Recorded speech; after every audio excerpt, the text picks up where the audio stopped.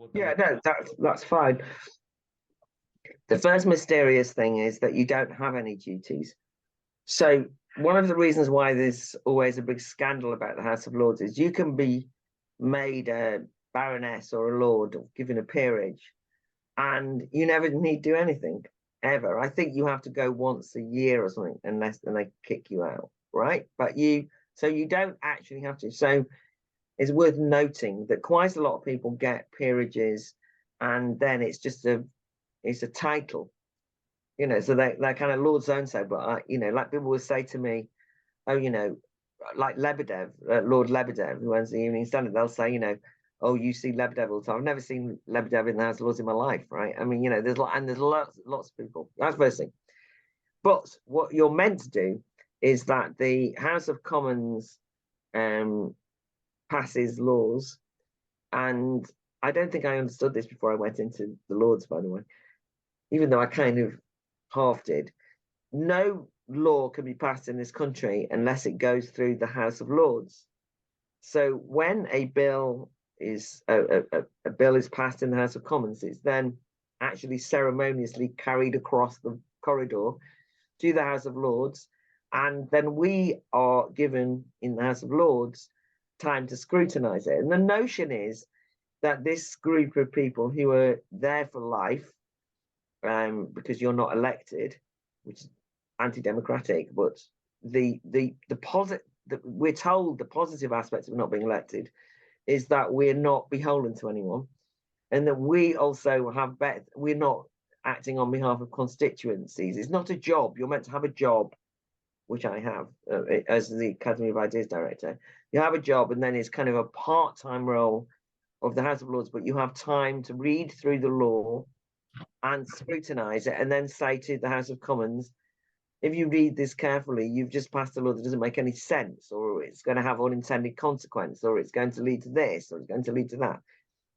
In recent years, in particular, the House of Lords has done far more than scrutinise, and has started to act as an opposition to the House of Commons, which is quite dangerous for democracy. But if the House of Commons might spend 2 weeks on a bill that then takes 2-3 months in the House of Lords, endlessly going over and over. So what I do, I'm not in a political party either, so I'm a non-affiliated peer. I choose pieces of legislation that I am interested in.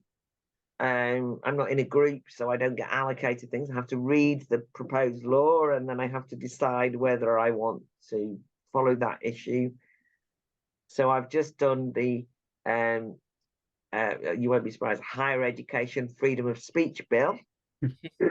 So we've just finished with that in the Lords, and I put in amendments, where you try and say, I was trying to make it harder on free speech, and there were lots of people in the Lords who were saying there's no such thing as cancel culture, this is a waste of time, and trying to make it more toothless. So there's big rows, amongst us all. Certain amendments are voted for. We then send it back to the House of Commons amended according to the Lords. House of Commons then looks at it and says, we don't accept your amendments, or they say we accept one or two. Send it back to the Lords. This goes on. It's called ping pong. Goes to and forward. Eventually, the Lords have to give way. Usually, though, the government will have compromised on a couple of amendments. So even though you might start off with 40, 50 amendments to a bill, and only 2 or 3 of them change, the way opposition people in the Lords think is, well, we'll get something out of this, so it's always worth it. And from my point of view, I think it's always worth it putting amendments in, because it gives you the opportunity to have the debate and discussion. And so I try and put forward amendments so my issues are largely, that I follow, are largely civil liberties, the right to protest, free speech, and these kind of things, of which there were endless. But there's a financial services bill that's coming into the House of Lords next week, and I'm going to speak on that. And when I told my colleagues at the Academy of Ideas, they laughed and said, what do you know about financial services? Good question. But actually, I'm going to raise the fact that PayPal have been pulling their support from certain organizations if they disagree with their views. PayPal is a financial service, and that's means that certain organisations can't access, getting donations or anything. So that's what I'm going to talk about in that. So that's how it works, right? And everybody, but mainly the other thing is, it's mainly a party system. So a lot of people think, oh well, it's like a House of Commons but without the democracy. Everybody's a lot, well, not everybody, lots of the people there are a lot older because it's for life. And the idea that it's full of independent people speaking their mind is a myth. They largely follow the party line. It's much duller than I thought it was going to be, much less independent or intellectually stimulating than I want, but it has its moments of being quite interesting. Perfect. The last sort of point that I would probably like to talk about is, and I think Anu would agree, is sort of, you said that this is more like not a passive role, but you've got your primary job and your role as the director of the Academy of Ideas. And I think a lot of our peer group are interested in this whole sort of concept. So do you mind just going into detail about what it is? What is this sort of institution, and what do you do? Yeah, so we're best known for organising an annual festival called the Battle of Ideas Festival, which you should, of course, make sure you come to. Bring people from school. It's over a weekend, and over one weekend we have maybe 100 panel debates, 400 speakers, and about 2,500, 3,000 attendees of all ages, in which we discuss anything and everything. And so that will, you can have a strand of debates on the economy, on medicine, on IT, on technology, but all the kind of issues. I mean, if you've got 100 panel debates, a lot of discussions, right? And we do it every year, and we've been doing it for like 17 years or something now. And the slogan of the festival is "Free Speech Allowed." So that's a big deal. We do it in London. We then have satellite events, smaller events around the country. One in Buxton, in Derbyshire. Smaller evening events in places, Manchester, Glasgow, whatever, and throughout Europe as well. So we also have events in Stockholm and Berlin and so on. Right. So that's our kind of showcase. But one of the things that happened when we started the Academy of Ideas was we were because I was a teacher, I think maybe I was interested in education, and so we set up a debating competition called Debating Matters. Now, there's lots of schools debating competitions. You probably do loads of them.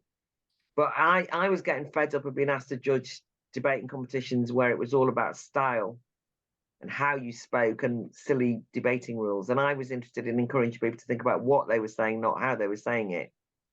So Debating Matters is substance over style. It follows the format of lots of schools debating competitions, but there's three judges who cross-examine students after they've spoken. There's a lot of reading material.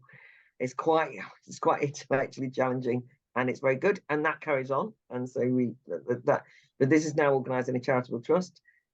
We also have another educational project which is for 18 to 20 or 18 to 30-year-olds, which is a residential event called Living Freedom, which I actually think you also might enjoy. Which runs a summer school, which is like 3 or 4 days and that's kind of much more limited to 40 to 60 people you have to apply. And this is a place where you can think out loud. Some of the things that we're talking about. Everybody stays in a hostel in London. It's good fun and it's very good. And and then there's also another residential called the Academy, which is more kind of stay in a posho place in the hotel. Conference centre, that rather than the discussions that I've been describing up until now that are maybe a bit more fast and furious and panel discussions where you actually have proper lectures. We have arrogant enough to say it's university as it ought to be, with proper lectures and so on. And then often what the Academy of Ideas is associated with is organising debates in universities now, because people are frightened. We ran a series, Living Freedom ran a series of debates in Cambridge on reading some of who you should read. John Locke, J.S. Mill. Right, you're going to right. I mentioned that. I mean, it's preposterous that we I got a 2-2 from Warwick in literature, should be having to organise events in Cambridge and Oxford about the great classic philosophers of history. But there you go. I mean, I don't do the lectures, we'll all be relieved to know. We get the experts in to do that. And actually, people loved it. I just got a fantastic email today saying, God, this is just brilliant. You know, couldn't we do this? This is what I came to university for, right? And such as the atmosphere, even at the great institutions and great universities, that people are genuinely terrified to say what they think. And unless you fit in with the in crowd. So we've been doing more and more work in relation to universities. I speak at a lot of universities and I speak at a lot of schools. And yeah, and I don't even think I've done half of it, right?